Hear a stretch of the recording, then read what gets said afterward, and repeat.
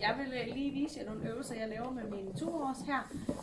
Han er blevet kastreret for nogle uger siden, eller nogle måneder siden er det ved at være. Så vi laver nogle smidiggørende øvelser for hans bækken og for hans lår. Og så er de samtidig styrkende. De er super gode at bruge, når man som ham her er i genoptræning for kastration, eller efter en kastration. Og de er også gode at bruge som almindelige stabiliserende øvelser. Vi bruger sådan aftensmadstiden her sådan til at lave de her øvelser i, og til sådan lige at få bondet lidt. Det er jo meget vigtigt også, hvis man har en ung hest, som ikke er håndteret særlig meget, at man så ligesom starter lidt vildere end det at gøre her, fordi Baron han er vant til at piller, og at vi gør en hel masse ting, så med ham her er det ikke så vigtigt at forberede ham. Men jeg laver sådan 3 grundlæggende øvelser, hvor vi arbejder med smidighed i bækken og styrke i de stabiliserende muskler, samtidig også smidighed der. Og så er han blevet lidt stram i sin psoasmuskel, efter han er blevet kastreret, så han står sådan lidt så ligesom i skovskedestilling, skal vi kalde det. Så jeg arbejder på at få ham til at åbne lidt i lysken, så han laver det her stræk, og samtidig med, at bækkenet kan kippe og runde. Så jeg starter med at lave lige så let med spidsen af en hårrenser. Kører på rygsøjlen. Sådan der. Langs på rygsøjlen på begge sider. Så vi kipper bækkenet nedad. Sådan der. Og lige så langsomt. Og lige så blødt. Og det er lidt træls til Baron. Men det er også det, der er sværest for ham, fordi der skal han igen åbne bækkenet og give slip på psoasmusklen, ikke?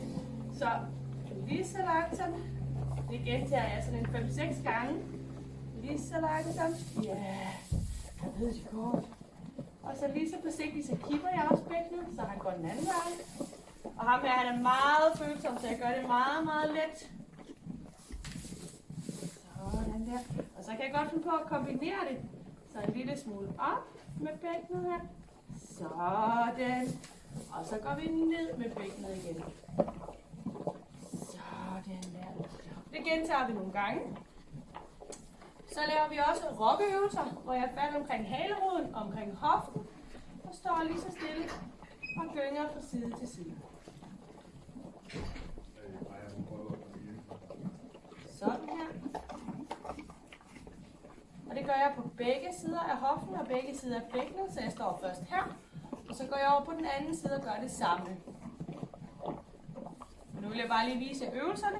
Og den sidste øvelse går ud på, at jeg stiller hans bagben bagved. Så mens han står og spiser, så beder jeg ham lige om at strække lysken. Nu flytter jeg ham lige lidt først, så vi kan værne.